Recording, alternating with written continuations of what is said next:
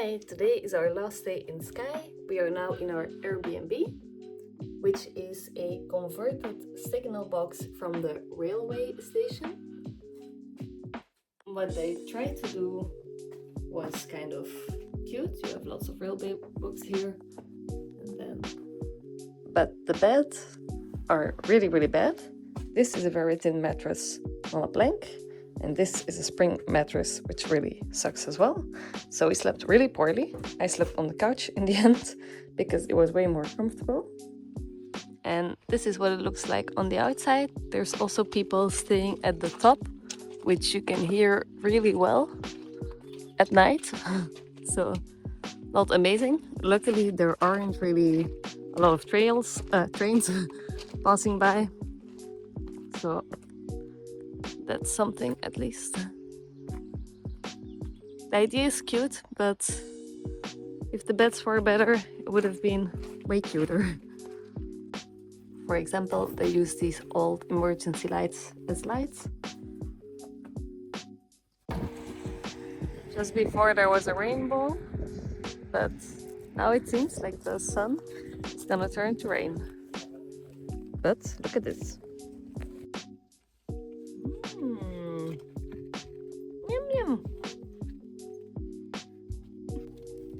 And another rainbow.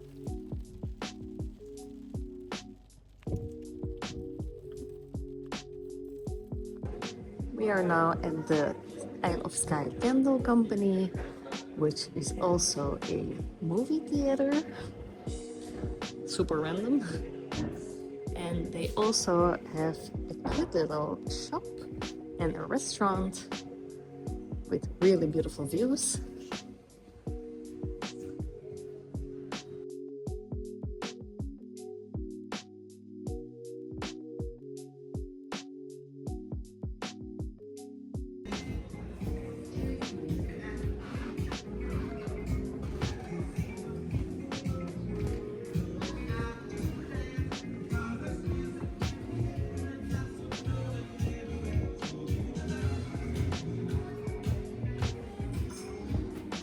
Lots of candles, of course. But also lots of other cute stuff.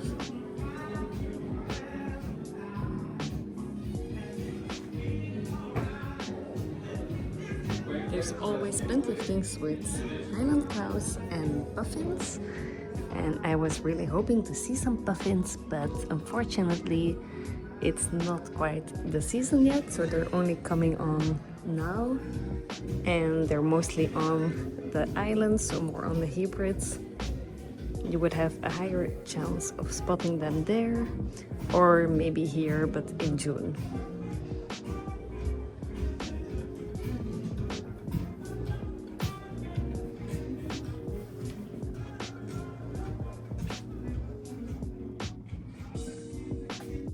I'm getting this for my godchild. Did you know that in Scotland there's a place where the landscape looks like it's slowly collapsing in on itself, in the most beautiful way possible? Where cliffs seem to appear out of nowhere, the ground feels like it's been folded and reshaped, and every step makes you question if what you're looking at is even real. This is the Quiraing, on the Isle of Skye, and I don't think anything quite prepares you for what it actually feels like to be here. The Quiraing forms part of the Trotternish Ridge, which is famous for its dramatic landslides, creating these surreal formations that almost look sculpted rather than natural. And what's even more fascinating is that the land is still moving, slowly but constantly, which gives this entire place a kind of restless, unfinished energy. When you're walking here, you really feel that. Nothing is perfectly symmetrical, nothing feels static. It's wild, unpredictable, and strangely alive. Over thousands of years, massive sections of the landscape have shifted and slid. The hike itself begins gently, easing you into the landscape without revealing too much too soon. At first, it almost feels calm, like any other scenic walk in the highlands. But then, quite suddenly, the terrain opens up. In front of you, the land drops away into these vast dramatic cliffs, layered with ridges and scattered with these towering rock formations that rise sharply from the earth. It's the kind of view that doesn't just look beautiful, it feels overwhelming in the best way. As you continue walking, what really stands out is how much the landscape keeps changing. It never feels repetitive.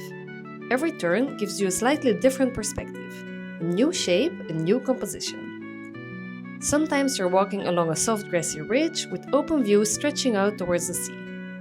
Other times you find yourself stuck between enormous rock walls that suddenly make you feel very small. There's this constant contrast between openness and enclosure, gentle slopes and dramatic drops, and it keeps you completely engaged the entire time. One of the most iconic features here is a rock formation known as the Needle.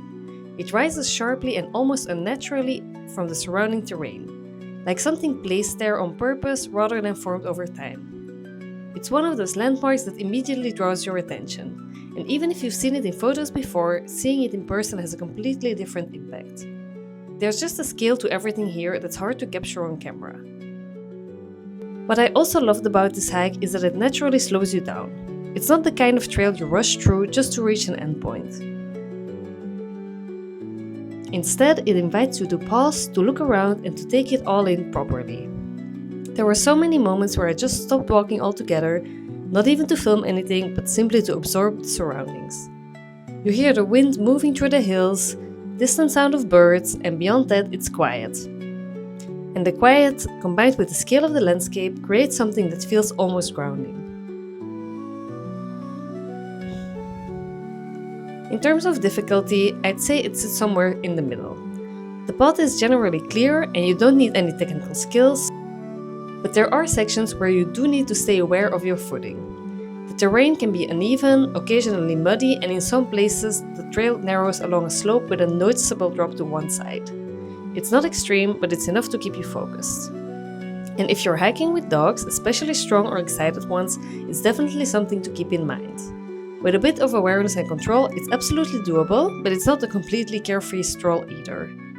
You also have lots of places with little waterfalls and little rivers, so you really need to be careful when crossing those. One of the most memorable parts of the hike is when the path leads you slightly down into the landscape itself.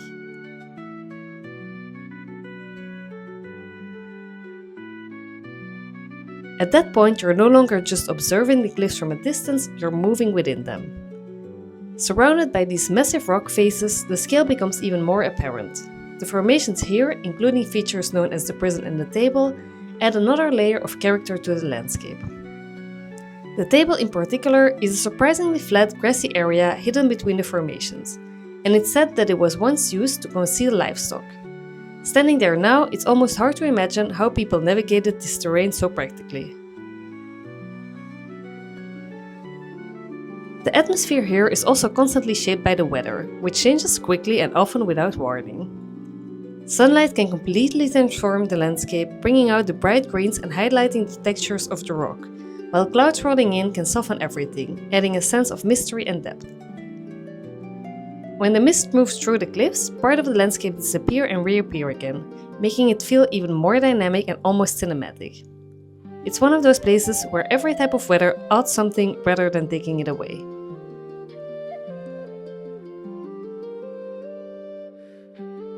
Whether you choose to complete the full loop or just explore part of the trail, the experience remains incredibly rewarding. Even a shorter walk already gives you access to the most iconic views, and there's no real pressure to complete anything. It's much more about being present in the landscape than ticking off a route. But I would recommend to do the full loop because to me, it was really one of the most special hikes that I ever did. The Quiraing is one of those places that stays with you, not just because of how it looks, but because of how it makes you feel while you're there. There's something about standing in a landscape that feels so vast, so ancient, and still in motion that puts everything into perspective.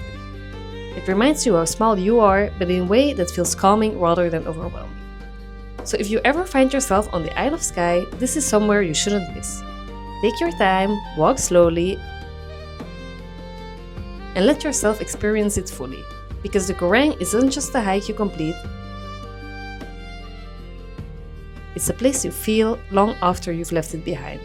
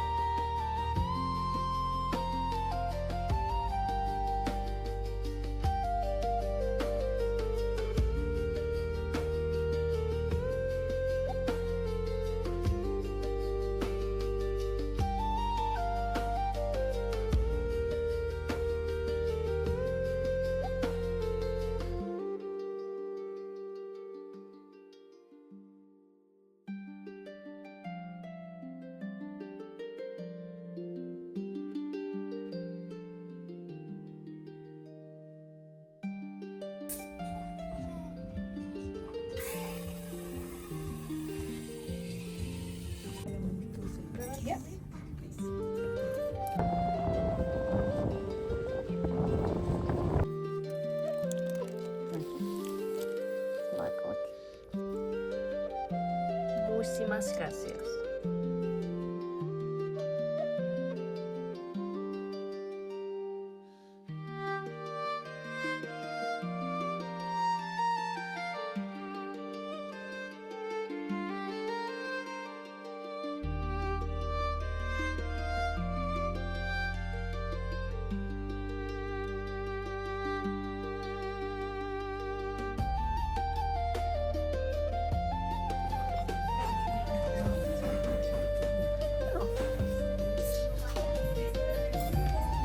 네, 4번.